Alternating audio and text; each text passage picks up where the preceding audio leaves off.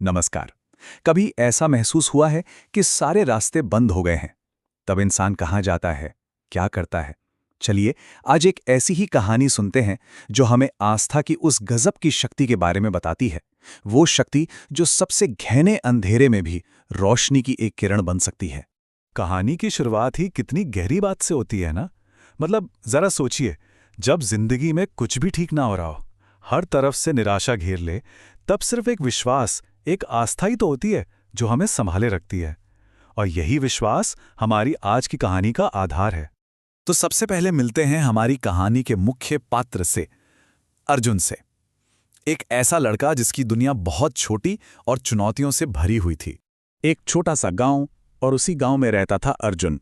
न उसके पास कोई पैसा था, न कोई संपत्ति, और न ही कोई ऐसा जिसे वो अपना कह सके। मतलब बिल्कुल अकेला। जरा कल्पना कीजिए उस अकेलेपन की। यही अर्जुन की रोज की सच्चाई थी। अब आप सोच रहे होंगे कि इसके पास तो कुछ था ही नहीं, लेकिन अपनी इस गरीबी के बावजूद अर्जुन के पास एक ऐसी दौलत थी जो दुनिया की किसी भी दौलत से कहीं ज्यादा कीमती थी। और वो थी उसकी अटूट भक्ति। अर्जुन की भक्ति ना कोई दिखावा नहीं थी, ये तो उसकी दिनचर्या थी, उसकी जिंदगी का हिस्सा। रोज बिना एक भी दिन चूके सुबह उठना, मंदिर जाना और बस पूरे दिल से महादेव का नाम लेना। उसका विश्वास उसके कामों में दिखता था। और अब कहानी एक ऐसे मोड़ पर आती है जहां अर्जुन का सब कुछ दांव पर लगने वाला था। क्योंकि कहते हैं ना, सच्ची आस्था की परीक्षा अक्सर सबसे मुश्किल हालात में ही होती है। और फिर एक दिन आया, एक भयंकर तूफान, इतना भयानक कि उसने रास्ते में आई हर चीज को तबाह कर दिया। और उस तबाही में अर्जुन का वो छोटा सा घर, उसका एकमात्र सहारा भी बह गया। तूफान के बाद क्या बचा? कुछ भी नहीं, बिल्कुल जीरो। सोचिए, एक ऐसा इंसान जिसके पास पहले ही कुछ नहीं था, अब जो थोड़ा बहुत था वो भी छिन गया।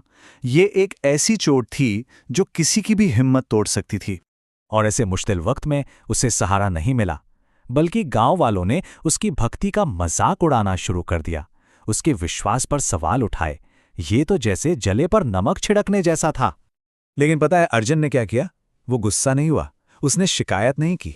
उसने बस आसमान की तरफ देखा और खुद को पूरी तरह से महादेव के हवाले कर दिया। जब इंसानों ने उसे निराश किया तो उसने भगवान की ओर रुख किया।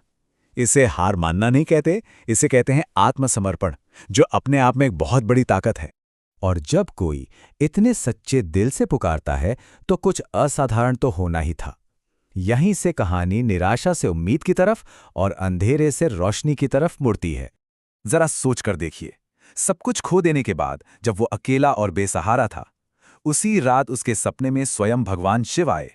ये सिर्फ एक सपना नहीं था, ये एक इशारा था, एक भरोसा था कि उसकी आवाज सुन ली गई है। और यही वो संदेश था जो महादेव ने अर्जुन को दिया। ये एक वादा था कि सच्चे दिल से की गई भक्ति का फल हमेशा मिलता है, चाहे इम्तिहान कितना भी मुश्किल क्यों न हो। अगली सुबह जब अर्जुन की आंख खुली तो वो जो देख रहा था उस पर उसे यकीन ही नहीं हुआ। जहां कल रात सिर्फ उसके घर का मलबा था, वहां आज एक सुंदर सा नया घर खड़ा था। ये एक ऐसा चमत्कार था जिसे कोई भी झुठला नहीं सकता था। तो इस चमत्कार के बाद क्या हुआ और इस पूरी कहानी का सबसे जरूरी सबक क्या है? चलिए देखते हैं। जिन लोगों ने कल उसका मजाक उड़ाया था वो आज हैरान थे, उनकी आंखें फटी की फटी रह गईं। और अर्जुन, उसकी आंखों में खुशी और शुक्रगुजारी के आंसू थे। उसे जवाब मिल गया था, उसे अपने महादेव का आशीर्वाद मिल गया था। और यही इस कहानी का पूरा सार छिपा है। यह हमें एक बहुत शक्तिशाली बात याद दिलाती है कि जब विश्वास सच्चा और गहरा होता है तो वो हमेशा सुना जाता है, कोई भी पुकार अनसुनी नहीं रहती। तो हम इस कहानी को इसी एक सवाल के साथ खत्म करते हैं। जब जिंदगी के तूफान आते हैं, जब सब कुछ बिखरता हुआ लगता है, तो वो कौन सी शक्ति है जो हमें थामे रखती है?